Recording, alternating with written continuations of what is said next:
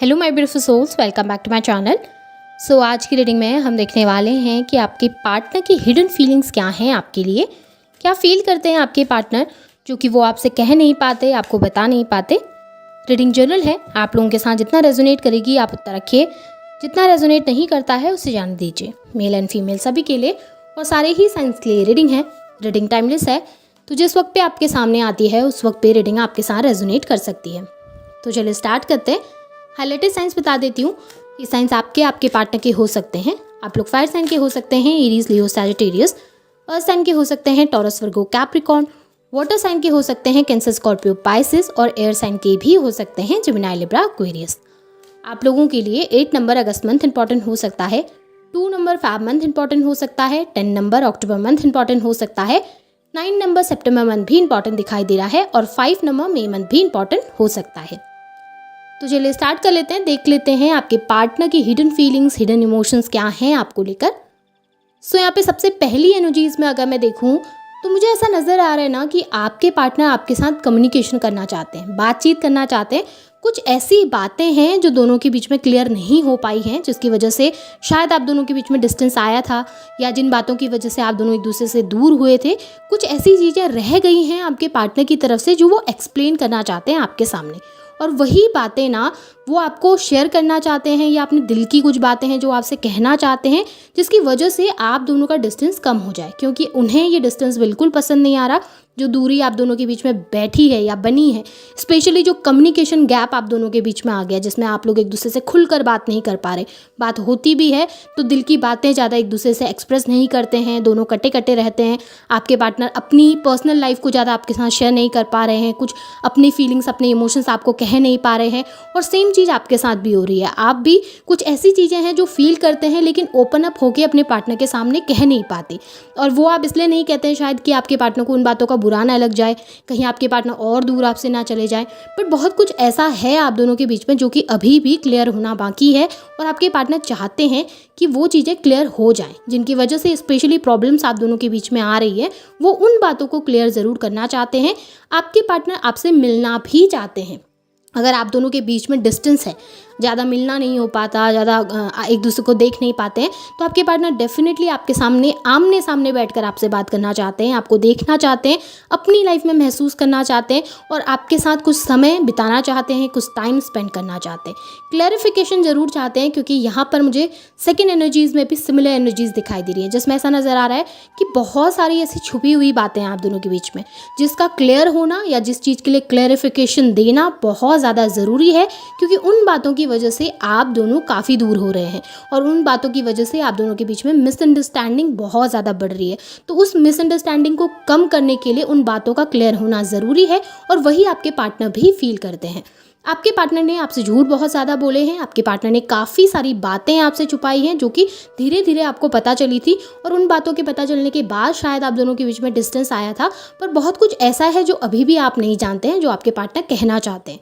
इस वक्त मुझे आपके पार्टनर आपको लेकर काफ़ी अट्रैक्टेड नज़र आ रहे हैं, लेकिन एक चीज़ ज़रूर है कि आपके पार्टनर को ये लगता है कि आप अभी आजकल थोड़ा सा रूड हो गए हैं, और आप अपनी लाइफ में फोकस करने लगे हैं, और आप बहुत ज़्यादा चीज़ों के लिए ना क्लैरिफिकेशन मांगने लगे हैं।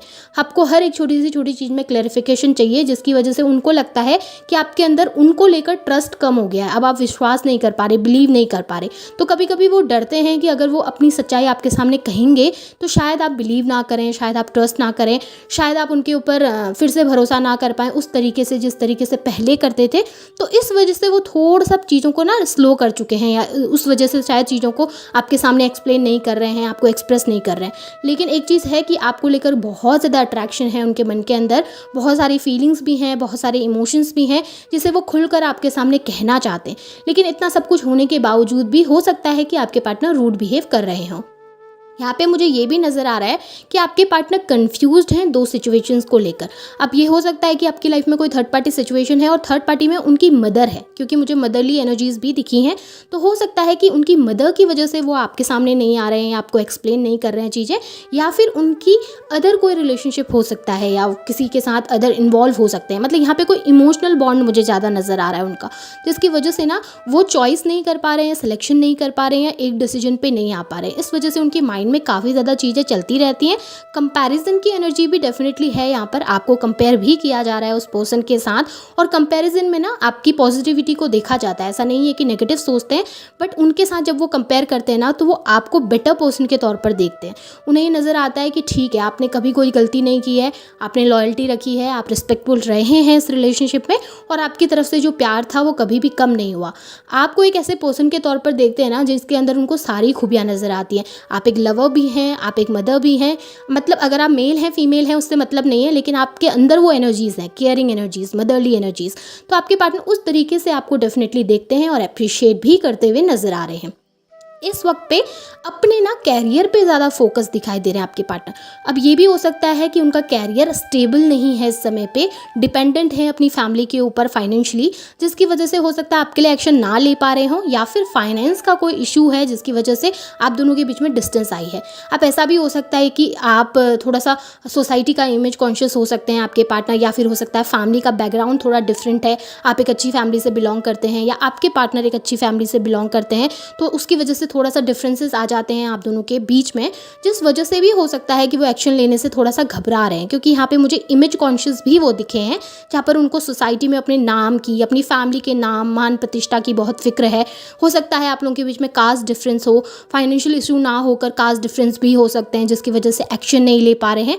लेकिन एक चीज़ ज़रूर है कि ये सब चीज़ें बाहरी दिखावा है, वो बाहरी दिखावट की वजह से वो ये सब चीज़ें करते हैं, लेकिन जब अंदर से फील करते हैं ना तो उनको ये होता है कि आपके साथ फैमिली देखनी है, आपके साथ ग्रोथ देखनी है, और आपको अप्रिशिएट भी करते हैं। और उन्हें ये भी लगता है कि जब आप उनकी लाइफ में होते हैं तो उनकी लाइफ स्मूथली चलती है, उनकी लाइफ में ग्रोथ आती है, उनकी लाइफ में सक्सेस आती है। और आप एक ऐसे पर्सन है ना जो किसी भी सिचुएशन में एडजस्ट कर सकते हैं, किसी भी सिचुएशन में रह सकते हैं, और वो चीज़ें आपके पार्टनर को अच्छी लगती हैं। मुझे ऐसा नज़र आ रहा है आपके पार्टनर ना पास्ट और फ्यूचर में बहुत ज़्यादा स्टक हो गए हैं, बहुत ज़्यादा स्टक।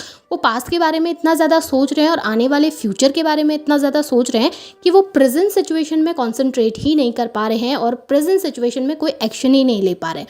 पास्ट की जो गलतियाँ हैं, मिस्टेक्स हैं, या जो भी ट्रॉमेटाइजिंग सिचुएशंस आप लोगों के बीच में रही हैं, उसकी वजह से आपके पार्टनर को ये लगता है कि फ्यूचर में भी ऐसा कुछ हो सकता है, या फ्यूचर में अगर मैंने डिसीजन लिया, मैं उसके साथ गया और कल के दिन फिर से कुछ प्रॉब्लम हो गई या फिर कुछ डिफ़िकल्टीज़ आ गई तो उस वक्त सिचुएशन कैसी होगी। तो वो बहुत ओवर थिंकिंग कर रहे हैं एक जगह पर बैठ के, पास्ट को लेकर भी ओवर थिंकिंग कर रहे हैं, फ्यूचर को लेकर भी ओवर थिंकिंग कर रहे हैं, और उस चक्कर में क्या हो रहा है कि प्रेजेंट सिचुएशन में क्या चाहते हैं, क्या फील करते हैं, उस बारे में सोच ही नहीं रहे, या फिर प्रेजेंट सिचुएशन में कितनी बुरी तरीके से आपको हर्ट कर रहे हैं वो भी नहीं सोच रहे हैं। एक जगह पे स्टक हो चुके हैं, और एक जगह पे स्टक होकर बस रिग्रेट करने के लिए बैठे हुए हैं। पास्ट में जो किया उसके लिए रिग्रेट, और फ्यूचर में क्या होगा उस बात के लिए भी रिग्रेट कर रहे हैं कि फ्यूचर में सिचुएशन ख़राब हो गई तो आपको फिर से हर्ट कर देंगे, सिचुएशन ख़राब हो गई तो खुद को हर्ट कर देंगे। तो बहुत सारी चीज़ें माइंड में चल रही हैं, बहुत कन्फ्यूजन और बहुत ज़्यादा ओवर थिंकिंग उनकी माइंड में चलती रहती है।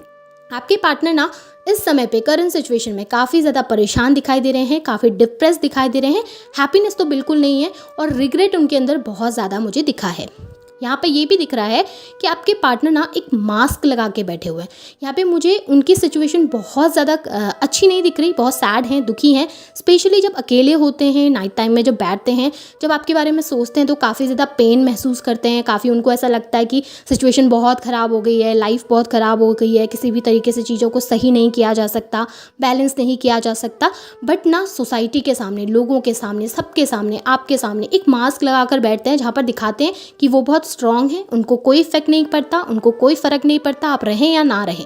ये बाहरी दिखावा है, ये बाहर के दिखाने की चीज़ें हैं कि वो दिखा रहे हैं कि मैं स्ट्रांग हूँ, मुझे फ़र्क नहीं पड़ता, लेकिन अंदर से जितना उनको फ़र्क पड़ता है ना उतना शायद ही किसी दूसरे पर्सन को पड़ता। वो बहुत ज़्यादा अफेक्टेड हैं आप दोनों के बीच के डिस्टेंस की वजह से। लेकिन एक मास्क तो लगा कर रखना है, अपना ईगो तो सेटिस्फाई करना है, खुद को और सोसाइटी के सामने अपनी इमेज को तो बना के रखना है। उस वजह से ऐसा नज़र आ रहा है कि खुद को बहुत स्ट्रांग दिखा रहे हैं, लेकिन जब अकेले बैठते हैं तो टूटते भी हैं, रोते भी हैं और परेशान भी होते हैं, और इस रिश्ते के लिए बहुत इमोशनल भी होते हैं। स्पेशली आपके लिए बहुत ज़्यादा सोचते हैं और सिचुएशन के बारे में सोचते हैं कि किस तरीके से उसको सही किया जाए, किस तरीके से उसे वर्कआउट किया जाए। अब ये उनके हिडन इमोशन है। डेफिनेटली ये चीज़ें वो लोगों के सामने कभी एक्सप्रेस करेंगे ही नहीं, क्योंकि हिडन है ना, वो चीज़ें उनके अंदर चल रही हैं, उनके मन के अंदर चलता है इतना सब कुछ, उसे वो लोगों के सामने कह नहीं सकते, उस फीलिंग को वो लोगों के सामने एक्सप्रेस ही नहीं कर पा रहे हैं। और लोगों के सामने तो छोड़िए, वो आपके सामने भी एक्सप्रेस नहीं कर पा रहे हैं और खुद भी एक्सेप्ट नहीं कर पा रहे कि वो आपके लिए कुछ फील करते हैं।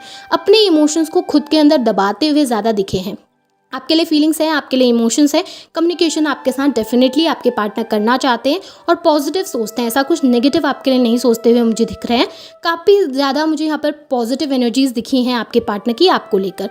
सो ये आपके पार्टनर की हिडन थॉट्स, हिडन फीलिंग्स हैं आपको लेकर। होप आपके साथ रेजोनेट हुई होंगी, एनर्जीज रेजोनेट हुई हैं तो इन्हें क्लेम कीजिए, लाइक कीजिए, शेयर कीजिए, चैनल को सब्सक्राइब भी ज़रूर कीजिएगा। Thank you.